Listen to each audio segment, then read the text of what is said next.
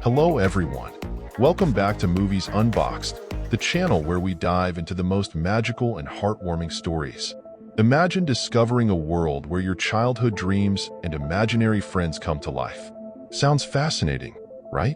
Well, buckle up because today, we're uncovering the enchanting tale of Imaginary Friend. This story will pull at your heartstrings and remind you of the magic of childhood. Let's get started. Our story begins with a 12-year-old girl named Bee, who's going through a tough time. Her father is in the hospital, waiting for a critical heart surgery, the same hospital where Bee's mother had passed away. To take care of Bee during this difficult period, she moves in with her grandmother, Margaret. One evening, as Bee is exploring her grandmother's house, she stumbles upon her mother's old camcorder.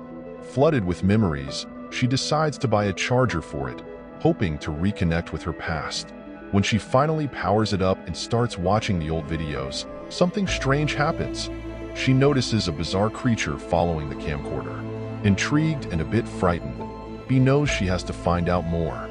The very next day, Bee sees the mysterious creature again, but this time it's with a man. Curiosity gets the best of her, and she follows them into a house. Inside, the man, who introduces himself as Cal, is with the giant, furry purple creature named Blue. Before Bee can grasp the situation, a butterfly-like creature called Blossom appears, and overwhelmed by shock, Bee faints. When she regains consciousness, Cal is there to explain everything. He tells her that he works with IFs, imaginary friends. These magical beings are born from the imaginations of children, and Cal's mission is to find new homes for them with kids who need them. Initially skeptical, Bee starts to believe after seeing the kindness in Cal's eyes and the undeniable presence of Blue and Blossom. Determined to learn more, Bee agrees to help Cal. The next day, Cal takes her to Memory Lane Retirement Home, a hidden world beneath Coney Island where IFs reside. It's a vibrant, whimsical place filled with all sorts of imaginary creatures. Cal introduces Bee to an elderly teddy bear named Lewis. Wise and gentle, Lewis encourages Bee to use her imagination, much to Cal's mild annoyance. This encounter opens Bee's eyes to the incredible power of imagination. Feeling inspired, Bee decides to try matching one of the IFs with a young boy she met named Benjamin. But to her dismay, Benjamin is unable to see the IFs. Discouraged, Bee feels her motivation slipping away. Sensing her frustration, Cal suggests a different approach. Perhaps instead of finding new children, they should try reuniting the IFs with their original owners.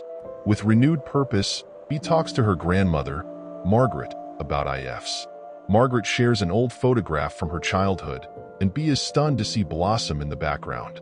Realizing that Blossom was her grandmother's if, Bee plays one of Margaret's old records and encourages her to dance. As the music fills the room, Margaret begins to remember her childhood and Blossom. It's a heartwarming moment that fills Bee with hope and determination. Following more clues, Bee, Cal, and Blue set out to find Blue's original owner. They discover that his name is Jeremy, a man now all grown up and busy trying to launch his own business. Initially, Jeremy doesn't remember Blue, and the reunion seems to fail. But Bee and Cal don't give up. They persist, reminding Jeremy of his childhood and the joy Blue brought him. Eventually, Jeremy remembers, and the bond between him and Blue is rekindled. It's a touching and triumphant moment. Later that night, Bee returns home only to receive devastating news. Her father's operation has gone wrong. Heartbroken, she rushes upstairs and finds solace in Cal's comforting presence. Cal advises her to go to the hospital and tell her father a story. Gathering her courage, Bee goes to her father's bedside. She starts telling him stories, trying to be strong and keep his spirits up. As she speaks, her father slowly begins to respond. The familiar tales and Bee's love bring him back to consciousness. It's a miraculous moment that fills Bee with immense relief and joy.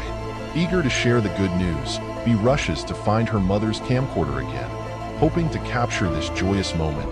But she realizes that all the IFs have disappeared. Confused, she goes to thank Cal but finds no one there. The local landlady informs her that the door Bee was trying to open leads to an old storage room. It's a puzzling revelation that leaves Bee feeling empty. As her father is released from the hospital and they prepare to leave her grandmother's house, Bee finds an old picture of a clown named Calvin. Suddenly, it all clicks. Cal is her own if, whom she had forgotten after her mother's death. Bee closes her eyes and remembers all the ifs she had ever imagined, and in that moment, she reunites with Cal. It's a beautiful and emotional reunion. In a heartwarming twist, Margaret, now able to see Blossom, asks her if they should go inside, revealing that adults can see their ifs again if they believe. The story concludes with Cal reuniting all the ifs with their original owners, now all grown up. Benjamin finally meets his if, a dragon with glasses, and Bee and her dad return home.